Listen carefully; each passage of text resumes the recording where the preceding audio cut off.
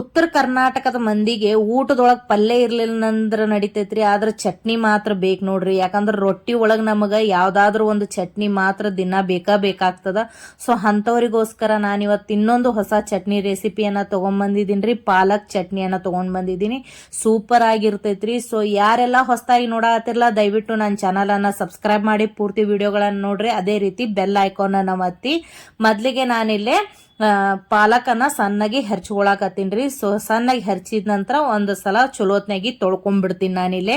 So ಪಾಲಕನ್ನ ನಾವು ಜಾಸ್ತಿ use ಮಾಡೋದ್ಲಿಂತ್ರ ಬಹಳಷ್ಟು ದೇಹಕ್ಕೆ ಉಪಯೋಗ ಅದಾವ ನೋಡ್ರಿ. ಯಾಕಂದ್ರೆ ಪಾಲಕದೊಳಗ ಕಬ್ಬಿನಾಂಶ ಜಾಸ್ತಿ ಐತ್ರಿ. ಆಮೇಲೆ ಇದು ಕೂದ್ಲಿಗೆ ತುಂಬಾನೇ ಒಳ್ಳೇದು. ಆಮೇಲೆ ಯಾರಿಗೆಲ್ಲ ಡ್ರೈ ಸ್ಕಿನ್ ಇರ್ತೈತಲ್ರಿ, ನೀವು ಜಾಸ್ತಿ ಪಾಲಕನ್ನ ಯೂಸ್ ಮಾಡೋದ್ಲಿಂತ್ರ ನಿಮಗ್ ದೇಹಕ್ಕೆ ಬಹಳಷ್ಟು ಬೆನಿಫಿಟ್ಸ್ ಆಗ್ತಾವು. ಸೊ ಆಮೇಲೆ ಯಾರಿಗೆಲ್ಲ ಸೋರಿಯಾಸಿಸ್ ಪ್ರಾಬ್ಲಮ್ ಐತಲ್ರಿ, ನೀವು ಪಾಲಕನ್ನ ಜಾಸ್ತಿ ಯೂಸ್ ಮಾಡ್ರಿ, ದೇಹಕ್ಕೆ ತುಂಬಾನೇ ಒಳ್ಳೇದ್ ನಿಮಗ.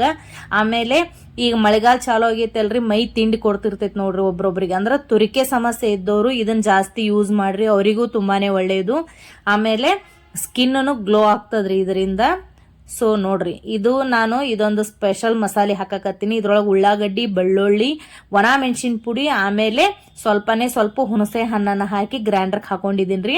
ನಂತರ ಗ್ಯಾಸ್ ಮೇಲೆ ಒಂದು ಪಾತ್ರೆನ ಇಟ್ಕೊಂಡು 2 ಸ್ಪೂನ್ ಎಣ್ಣೆ ಹಾಕೊಂಡಿದೀನ್ರಿ. ಅದಕ್ಕೆ 1 ಸ್ಪೂನ್ ಜೀರಿಗೆ ಹಾಕೊಂಡಿನಿ. ಸೊ ಜೀರಿಗೆ ಚಲೋ ಹೊತ್ನಿಗೆ ಕಾದ ನಂತರ ನಾವಿಲ್ಲೇ 1 ಸ್ಪೂನು ಸಾಸಿವೆನ ಹಾಕೊಂಡ್ಬಿಡುನು. ನಂತರ ನಾನಿಲ್ಲೇ ಸ್ವಲ್ಪ ಇಂಗನ್ ಹಾಕೊಳಕತ್ತೀನಿ. ಸೊ ಹಿಂಗನು ಚಲೋತ್ನೆ ಕಾದ ನಂತರ ಸ್ವಲ್ಪ ಉದ್ದಿನ ಬೇಳೆ ಹಾಕೊಳಕತ್ತೀನ್ರಿ. ಆಮೇಲೆ ಒಂದ್ ಸ್ವಲ್ಪ ಕಡ್ಲೆ ಬೇಳೆನ ಹಾಕೊಂಡು ಅದನ್ನ ಸಣ್ಣ ಉರಿ ಒಳಗ ಚಲೋತ್ನೆಗಿ ಎಣ್ಣೆ ಒಳಗನ ಹುರ್ಕೊಂಡ್ಬಿಡ್ರಿ. ಸೊ ಯಾರೆಲ್ಲ ಹೊಸದಾಗಿ ನೋಡಾಕತ್ತಿರ್ಲ ದಯವಿಟ್ಟು ಚಾನಲ್ ಅನ್ನ ವಿಡಿಯೋನ ಸ್ಕಿಪ್ ಮಾಡದೆ ಪೂರ್ತಿ ನೋಡ್ರಿ, ಚಾನಲ್ ಅನ್ನ ಸಬ್ಸ್ಕ್ರೈಬ್ ಮಾಡ್ರಿ. ನಾನಿಲ್ಲಿ 2 ಒಣ ಮೆಣಸಿನ್ಕಾಯಿ ಆಮೇಲೆ 2 ಹಸಿ ಮೆಣಸಿನ್ಕಾಯಿನ ಯೂಸ್ ಮಾಡಾಕತ್ತೀನ್ರಿ. ನಂತರ ಸ್ವಲ್ಪ ಕರಿಬೇವನ್ನ ಹಾಕೊಂಡಿದ್ದೀನ್ರಿ. ಆಮೇಲೆ ನಾವು ಈರುಳ್ಳಿ, ಬೆಳ್ಳುಳ್ಳಿ, ಒಣ ಮೆಣಸಿನ್ಕಾಯಿ ಆಮೇಲೆ ಹುಣಸೆ ಹಣ್ಣಿಂದ ಏನ್ ಪೇಸ್ಟ್ ಮಾಡಿ ಇಟ್ಕೊಂಡಿವಲ್ರಿ, ಸೊ ಎಣ್ಣೆ ಒಳಗೆ ಹಾಕಿ ಚಲೋತ್ನಾಗ ಅದನ್ನ ಮಿಕ್ಸ್ ಮಾಡ್ಕೊಂಡ್ಬಿಡೋನು. ಸೊ ಇದು ಹಾಕಿದ ನಂತರ ಗ್ಯಾಸನ್ನ ಸಣ್ಣ ಉರಿ ಒಳಗನ ಮಿಕ್ಸ್ ಮಾಡ್ಕೋರಿ ಇದನ್ನ ಹಾಕಿ. ಸೊ ಈ ತರ ಮಿಕ್ಸ್ ಮಾಡಿದ್ಮೇಲೆ ಒಂದ್ಸಲ ನಾವೇನ್ ಪಾಲಕನ್ನ ಸಣ್ಣ ಹೆರ್ಚಿ ತೊಳೆದು ಇಟ್ಕೊಂಡಿವಲ್ರಿ ಅದನ್ನ ಹಾಕೊಂಡು ಈ ಸಲ ಚಲೋತ್ನಾಗಿ ಮಿಕ್ಸ್ ಮಾಡ್ಕೊಂಡ್ಬಿಡೋಣಂತ. ಸೊ ಇದನ್ನ ನೀವು ಸ್ವಲ್ಪ 5 ನಿಮಿಷದಿಂದ 10 ನಿಮಿಷ ಬೇಯಿಸಿದ್ರೆ ಸಾಕು, ಈ ಚಟ್ನಿ ರೆಸಿಪಿ ರೆಡಿ ಆಗ್ಬಿಡ್ತೈತಿ ನೋಡ್ರಿ.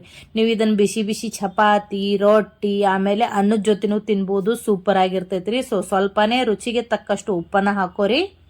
ಸೊ ಹಾಕಿದ ನಂತರ ಇನ್ನೊಂದ್ಸಲ ನಾವು ಮಿಕ್ಸ್ ಮಾಡ್ಕೊಂಡ್ಬಿಡೋನು ನೋಡ್ರಿ ಇದೇ ತರ. ಸೊ ಪಾಲಕ್ ಕರಗಿದ ನಂತರ ಇದನ್ನ 5 ನಿಮಿಷ ಕುದಿಸಿದ್ರೆ ಸಾಕು, ಚಟ್ನಿ ರೆಡಿ ನೋಡ್ರಿ. ಬಿಸಿ ರೊಟ್ಟಿ ಜೊತೆ ಇದನ್ನ ಚಟ್ನಿ ಹಾಕೊಂಡ್ ತಿಂದ್ಬಿಡ್ರಿ, ಸೂಪರ್ ಆಗಿರ್ತೈತಿ ನೋಡ್ರಿ. ಸೊ ಹೊಸದಾಗಿ ನೋಡಾಕತ್ತವ್ರು ಚಾನಲ್ ಅನ್ನ ಸಬ್ಸ್ಕ್ರೈಬ್ ಮಾಡ್ರಿ, ವಿಡಿಯೋನ ಸ್ಕಿಪ್ ಮಾಡದೆ ಪೂರ್ತಿ ನೋಡ್ರಿ. ಹಾಗೆ ನನ್ನ ಇನ್ಸ್ಟಾಗ್ರಾಮ್ ಪೇಜು, ಫೇಸ್ಬುಕ್ ಪೇಜನ್ನ ಫಾಲೋ ಮಾಡಿ.